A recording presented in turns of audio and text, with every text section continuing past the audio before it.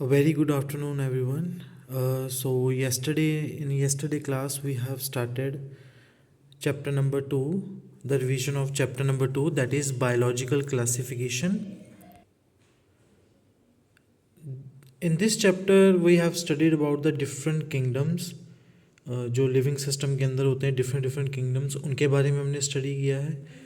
उसकी रिवीजन हमने की है डिफरेंट क्वेश्चंस के through, like through kingdom of fungi. Then this amoeba is from the kingdom protista. So ये हमने क्वेश्चंस इसके स्टडी कर लिए थे, कर रहे थे, हम स्टार्ट किए थे कल हमने. So today we are going to continue with further questions of the same chapter. So today we are going to start with the question, that diagram based question of viruses. So question number 6. Here a diagram is given of a virus, a particular kind of virus. Study the diagram and answer the question. So here is a structure of virus where this is the protein code, outer protein code जो बना हुआ है, और inside उसके protein code के क्या है, उसका डीएनए, जो genetic material we can say present है. ठीक है. So this is the diagram and the first question is identify the organism and given in the figure. So you have to identify the organism. तो ये virus है, लेकिन कौन सा virus है? Is it in our book the detail structure of two viruses are there. One is tobacco mosaic virus, and this is, and another one is the, which one is given in the figure. So this is called a bacteriophage. So this is called bacteriophage. So question is, why we call it as a bacteriophage? So it is bacteriophage means this is a virus that infect and bacteria. ये humans पे कोई भी effect नहीं करता है, लेकिन ये जो बैक्टीरियाज हैं उनको किल करता है, उनके ऊपर अपनी इन्फेक्शन जो है वो करता है. That's why we called it as a bacteriophage. So the organism given in the figure is bacteriophage. Name the genetic material given of the given organism. तो इस ऑर्गेनिज्म का जेनेटिक मटेरियल कौन सा है? तो genetic material we know that are of two types. It would be either DNA or RNA. So what is the genetic material that present in this organism? So जो यहाँ पे figure given की गई है, ये इसमें जो DNA है इसको देख के भी आप बता सकते हैं. So can anyone tell me what is the genetic material? Is it a DNA or RNA? So it is a DNA. So double helix DNA is there. So double helix को हम ऐसे भी लिखते हैं, या डबल स्टैंडर्ड हम word use करते हैं, double stranded DNA. So this is the genetic material of the organism. The third part is, how does bacteriophages different from the tobacco mosaic viruses? So जो basic दो हमारे पास viruses हैं, उनके बीच में difference पूछ लिया गया है. तो let's solve the question on the copy. We have to tell the difference between tobacco mosaic virus, TMV, tobacco mosaic virus, and bacteriophage.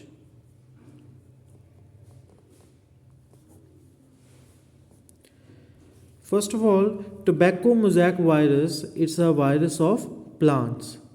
तो ये प्लांट्स का वायरस होता है, जो कि किन के ऊपर इफेक्ट करता है? टोबैको लीव्स, जो टोबैको प्लांट्स होते हैं उनके ऊपर. सो ये प्लांट वायरस है. Here it is a bacterial virus. ये बैक्टीरिया को इफेक्ट करता है, बैक्टीरिया को इन्फेक्शन कॉज करता है. So this is the first difference जो कि आप लिख सकते हो यहाँ पे. सेकेंड डिफरेंस जो यहाँ पे आप लिख सकते हो, that is tobacco mosaic bacteriophage में we have just done in the first part of the second part of the question, that is the genetic material is DNA. So here genetic material is DNA, but in tobacco mosaic virus the RNA is the genetic material. So this is the second point of difference. Tobacco mosaic virus, third point is tobacco mosaic virus is a naked virus, इसके ऊपर कोई भी capsid की covering नहीं है, कोई भी ऐसी कवरिंग प्रेजेंट नहीं है, whereas in the bacteriophage जो एक प्रॉपर कवरिंग है उसके अंदर प्रेजेंट है। ठीक है, सो ये नेकेड है, ये कवर्ड है with proper covering, with proper covering. So maximum भी अगर आपको किसी क्वेश्चन में डिफरेंस आते हैं तो वो 3 मार्क्स में आएंगे, इससे ज़्यादा कभी भी नहीं आ सकते हैं 3 मार्क्स में। तो 3 पॉइंट्स मैंने यहाँ पे आपको बता दिए हैं टैबुलर फॉर्मेट में। ठीक है, मैंने बस मेन पॉइंट्स कीवर्ड्स लिखे हैं यहाँ पे, क्या है, प्लांट है, बैक्टीरियल है, आपने प्रॉपर लाइन्स में ये लिखना है। तो दैट्स हाउ यू सॉल्व और attempt a question of difference. Move towards the next question, that is, why is it necessary to incorporate forest soil along with the forest tree when it's transplanted to a treeless area? So let's try to understand the question first. Means you are transplanting a plant area where there is no tree. So along with the transportation of the tree, forest tree, why it is necessary to incorporate forest soil? तो हमें forest soil क्यों लेके जानी साथ में जो है necessary है, उसके बिना वो ट्री ग्रो नहीं कर पाएगा। Because presence of the micro organism, जो फॉरेस्ट सॉइल है उस सॉइल के अंदर जो माइक्रो ऑर्गेनिज्म है जो ग्रोथ के लिए बहुत ज़्यादा इंपॉर्टेंट है, वो बहुत ज़्यादा हायर नंबर में प्रेजेंट है। So a area where which is totally treeless, तो वहाँ पे कोई भी माइक्रो ऑर्गेनिज्म जिंदा नहीं बचेगा। तो जब तक माइक्रो ऑर्गेनिज्म उस जगह पे नहीं होंगे तो वो प्लांट जो है वो ग्रो नहीं कर पाएगा। तो इसीलिए जो साथ में सॉइल है वो फॉरेस्ट की ही लेके जाई जाती है, ताकि वहाँ पे जो ग्रोथ है वो अच्छी हो सके। Why we take the soil forest soil? Because of presence of the higher number of the microorganism which is responsible for the growth. So let's repeat the question, that why it is necessary to incorporate forest soil? Because the forest soil contain large number of microorganism which is responsible for the growth, जो growth के लिए responsible हैं। That's why we take the forest soil along with the area, along with the tree to the treeless area. Next, question number 8. A virus is considered as a living organism and an obligate parasite when inside a host cell. ये हमने कल भी किया था कि एक virus को हम एक लिविंग ऑर्गेनिज्म कंसिडर करेंगे जब वो प्रेजेंट होगा होस्ट सेल के अंदर। But virus is not classified along with the bacteria और फंगी। बट किसी भी इस लिविंग होने के बावजूद जब वो होस्ट सेल के अंदर है तब तो वो लिविंग है, तो हम उसे किसी भी बैक्टीरिया या फंगी के साथ क्लासीफाई क्यों नहीं करते हैं, उसे हमने बिल्कुल अलग ही क्यों रखा हुआ है। What are the characters of the viruses that are similar to the non living object? तो हमने वो कैरेक्टर्स बताने हैं वायरस के जो कि बिल्कुल ही लिविंग से अलग हैं, जो नॉन लिविंग में प्रेजेंट होते हैं। तो वो हमने सारे कैरेक्टर्स इसके यहाँ पे डिस्कस करने हैं। So first, why not placed with other living beings?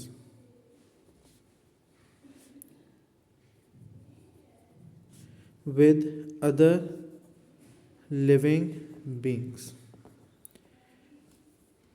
क्यों नहीं प्लेस किया गया फंगी और प्लांट के साथ? Because on their own they are not living at all.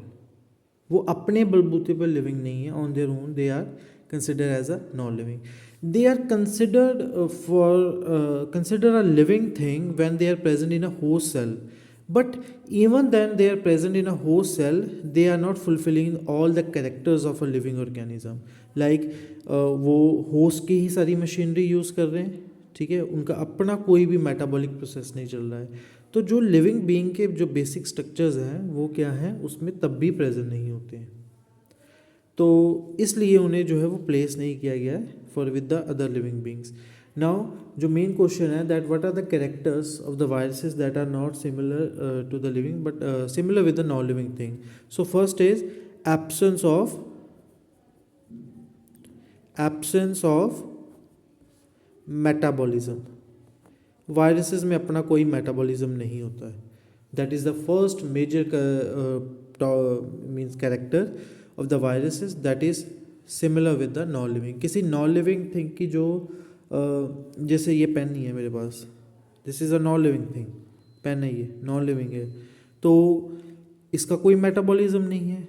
ये ना तो खाना खा रहा है, ना ये खाने को पचा रहा है, ठीक है. कोई इसके अंदर प्रोसेस नहीं हो रही है, सर्कुलेशन नहीं हो रही है, नर्वस सिस्टम नहीं है इसका कोई भी, ठीक है. कोई प्रोसेस नहीं हो रही है, कोई भी लाइफ के लिए रिस्पॉन्सिबल प्रोसेस नहीं. So it is a non living thing. And same with the viruses, जो वो हवा में प्रेजेंट है, एटमोसफेयर में प्रेजेंट है. So there is no metabolism, that's why they consider as a non living object. So this is the first. Second is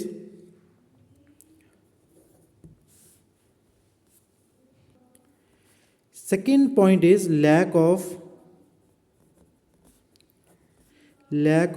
cellular structure.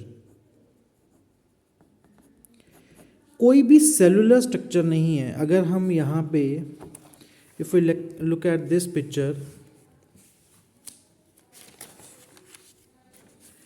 तो ये virus का स्ट्रक्चर तो है, लेकिन क्या ये कोई सेलुलर स्ट्रक्चर है? नो.